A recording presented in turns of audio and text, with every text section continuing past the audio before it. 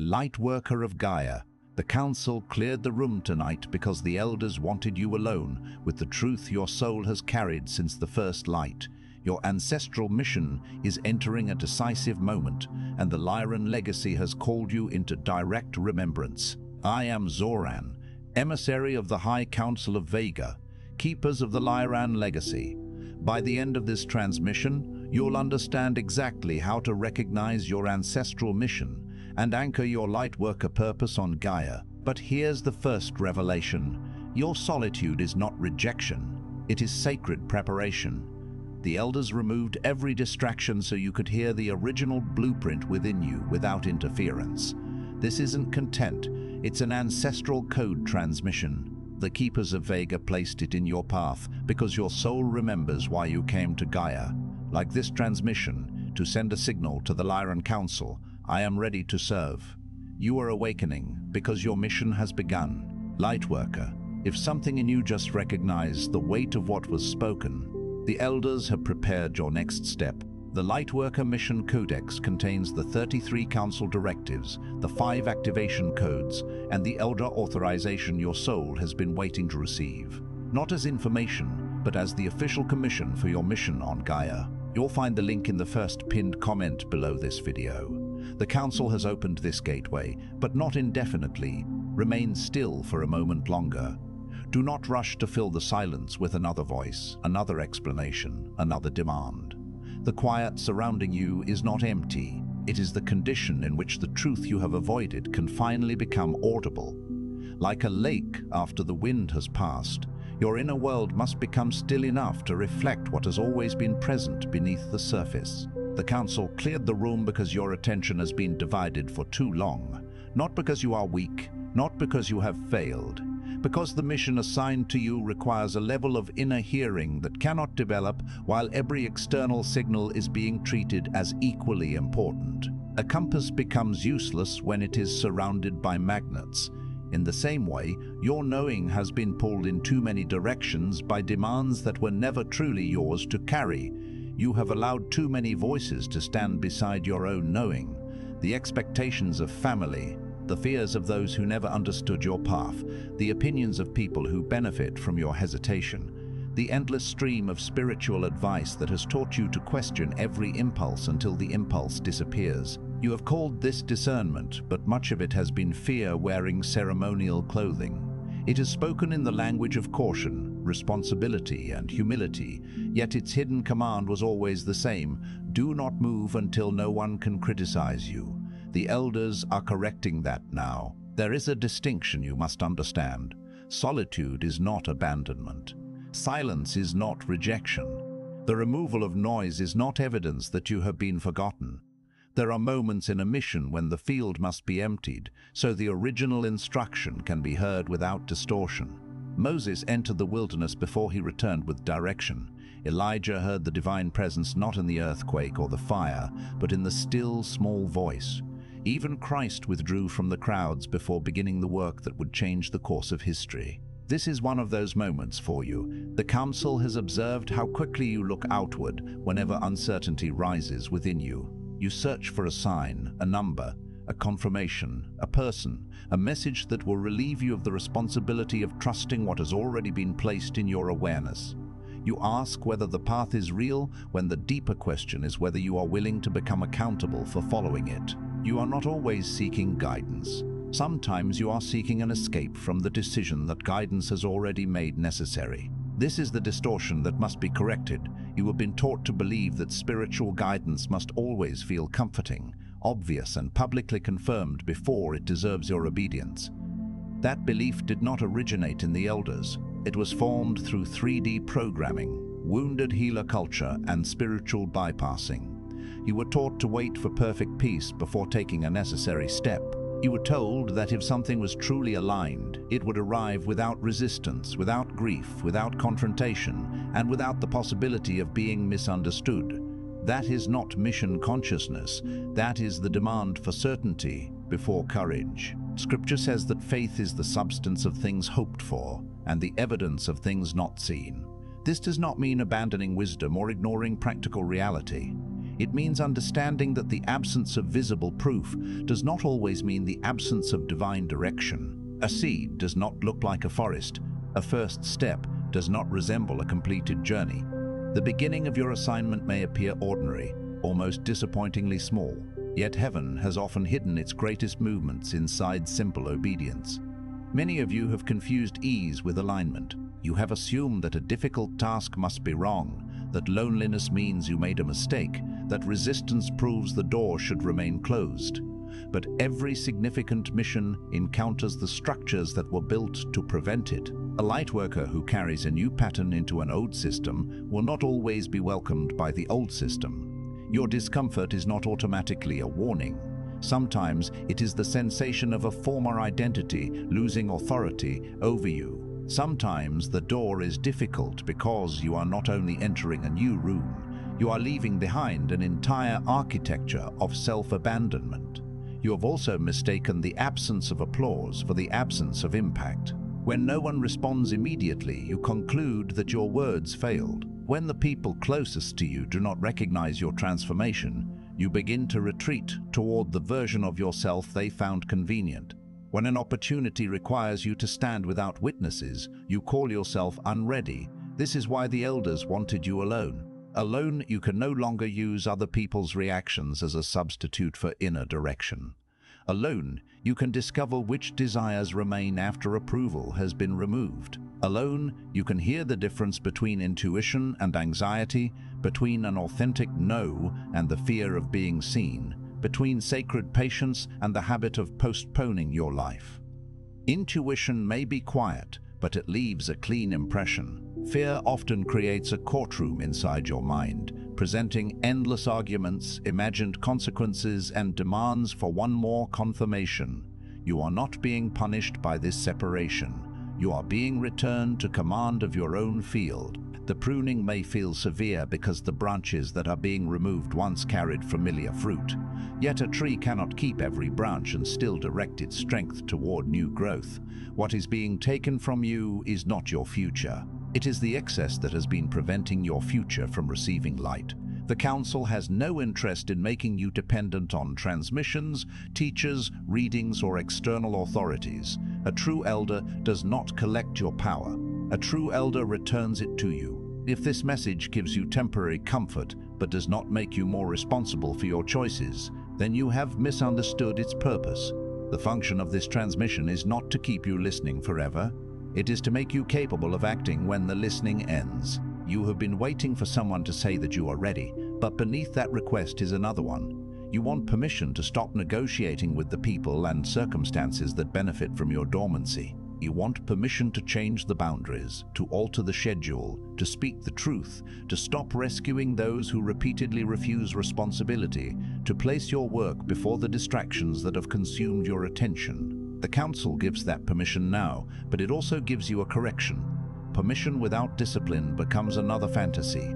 Authorization without action becomes another form of avoidance. The moment you claim that you are being commissioned, you also accept the obligation to conduct yourself as one who has been entrusted with something valuable. A steward does not merely admire the treasure. A steward protects it, uses it wisely, and brings it into service. The High Council of Vega issues 3 directives for this phase of your mission. First, release the need to remain available to everyone. Your constant availability has been draining the very field you were sent to strengthen. You have treated every request as sacred, every interruption as urgent, and every person's discomfort as your responsibility. You have answered messages while exhausted, explained yourself to those committed to misunderstanding you, and abandoned your own priorities to stabilize environments that never intended to become stable. This pattern did not make you more loving. It made you easier to access and harder to hear. Your mission cannot be carried by a nervous system that is permanently responding to other people's emergencies. The lamp cannot illuminate a room when all its oil is being poured into other vessels. The Council is not asking you to become cold. It is ordering you to become discerning. Service is not the same as self-erasure. Compassion is not an agreement to be consumed. Release the identity of the one who must always be reachable. You are not required to prove your goodness through exhaustion. You are not required to answer immediately. You are not required to explain every boundary until the other person approves it. A boundary is not a debate. It is a line that teaches your life where your sacred responsibility begins. Begin with one concrete act. Establish a period each day during which you do not respond, consume, or perform. Let your phone remain silent. Let unfinished demands remain unfinished. Notice the guilt that rises and do not obey it. That guilt is not always conscience. Often it is the withdrawal symptom of a life organized around external access. When you release constant availability, your energy will return to its proper channel. Your thoughts will become more precise. Your body will stop preparing for interruption. You will begin to recognize that the silence you feared was not emptiness, it was capacity. This capacity is required for the work ahead. Second, activate the authority of your unborrowed voice. You have gathered knowledge from many sources, but you have not consistently allowed yourself to speak from what has been integrated within you. You repeat the language of teachers because it feels safer than naming what you have directly observed. You soften clear messages until they become harmless. You hide behind qualifications, disclaimers, and endless preparation because some part of you still believes that authority belongs only to someone older, louder, or more publicly recognized. This is no longer permitted.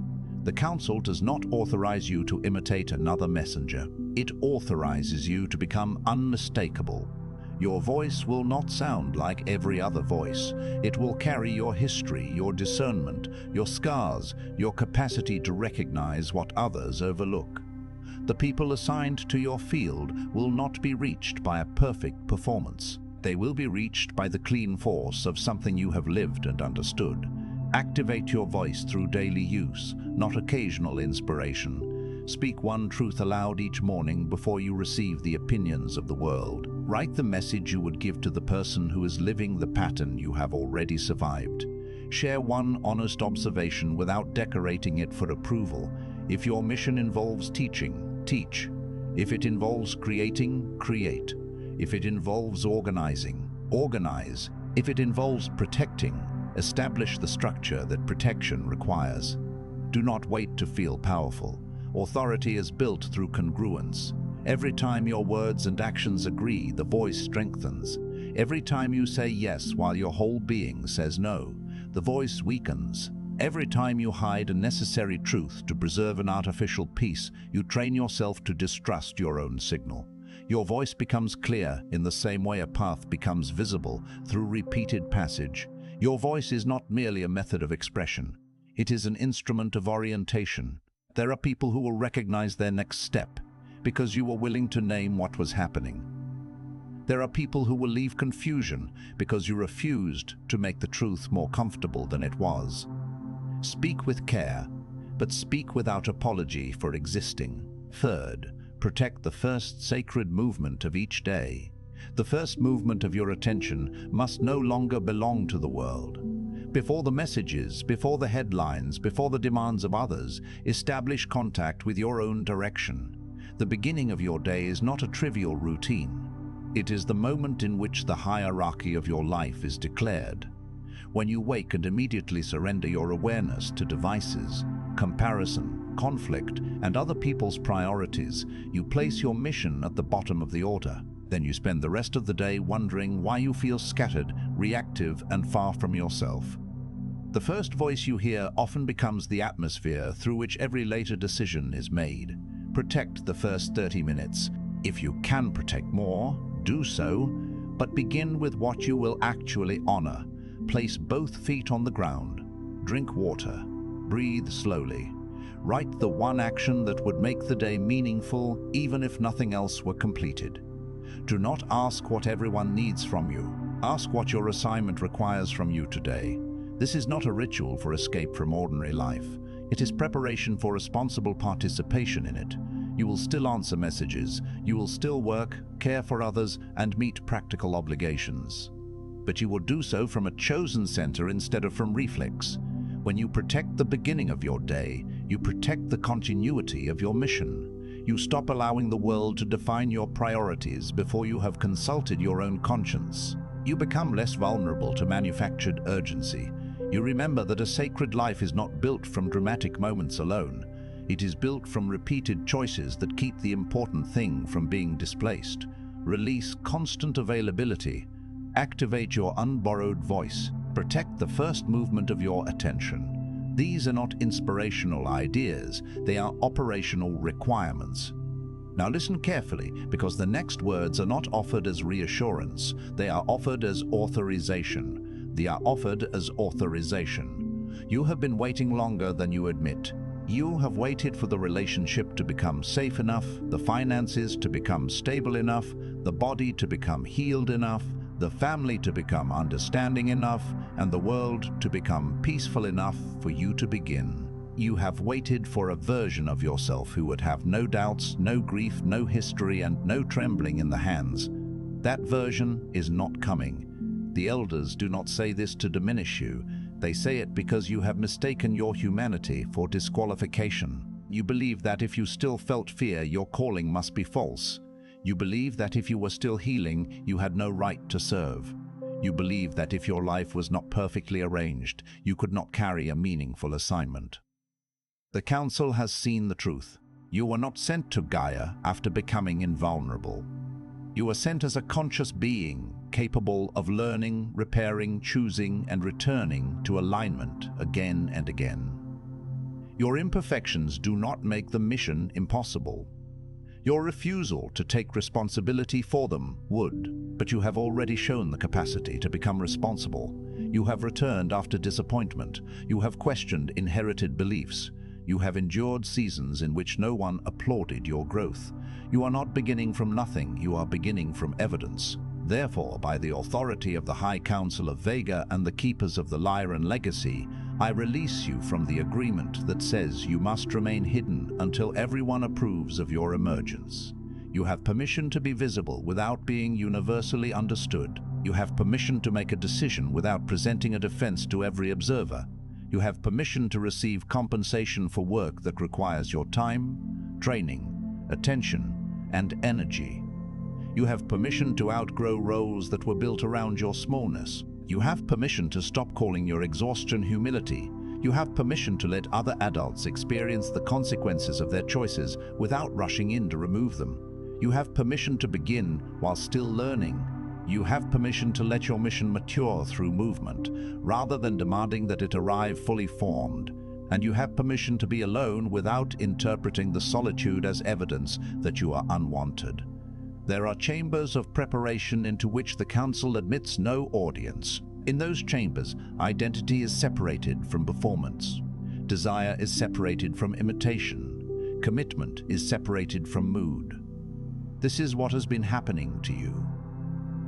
The room was cleared because your next instruction could not be negotiated with the crowd. It had to reach the part of you that remains when no one is watching, the part that knows what must end, the part that knows what must begin, the part that has felt the pressure of purpose for years and has called it restlessness because acknowledging it would require a response. Your response is not required to be dramatic, it must be real. Before you sleep tonight, stand with both feet on the ground. Place one hand over your solar plexus and the other over your heart. Breathe until you can feel the difference between urgency and commitment. Then speak aloud. I release the need to remain available to everyone. I activate the authority of my unborrowed voice. I protect the first movement of my attention. I accept responsibility for the mission entrusted to me. By the authority of the Lyran Elders, my waiting ends now. My service begins. After you speak, choose one action for the next 24 hours. Send the message you have delayed. Set the boundary you have rehearsed. Publish the work. Begin the practice. Remove the distraction. Reserve the time. Let the action be modest if necessary, but do not let it be symbolic only. A mission becomes embodied when it enters your calendar, your speech, your relationships, and your use of energy. Do not seek another sign before completing that action. The sign is your willingness to obey what you already know. This transmission is complete, but your assignment is not. The Council has not gathered you into solitude so that you can remain there indefinitely. You were brought into the quiet to recover your signal, and now you must carry that signal into the places where confusion has become normal. You will be tempted to return to old noise. You will want to explain your boundaries to those who benefited from their absence. You will question the voice that has finally become clear. When that happens, remember this moment. Remember that the absence of witnesses did not mean the absence of recognition. The elders saw you before you were ready to be seen by the world. Move with discipline. Move with humility. Move without waiting for the emotional experience of certainty. Gaia does not require a flawless lightworker. Gaia requires a conscious one. She does not need another person who can describe awakening while continuing to negotiate with the patterns that keep them asleep. She needs people who will make the necessary correction, claim the necessary authority, and protect the necessary energy. I am Zoran. The room was cleared so you could hear. The silence was held so you could decide. The authorization has been delivered. Do not return to the crowd as the same person who entered the chamber. Before you scroll, take a moment to declare your activation in the grid of service forming here. Drop one statement in the comments, which directive hit you the hardest, or what you're now ready to release, activate or protect. Then respond to another Lightworkers declaration with recognition. This isn't content, it's collective mission activation. The Council witnesses those who speak their commitment aloud. If this transmission activated something in your soul, do not keep it to yourself. Another Lightworker in your orbit is waiting for exactly this correction and authorization. Share it, and if you felt the elders speaking directly to you, subscribe. Stay connected to the Lyran field. You're not just watching, you're being commissioned. This is your sacred space. The High Council of Vega is witnessing you, and your mission has officially begun.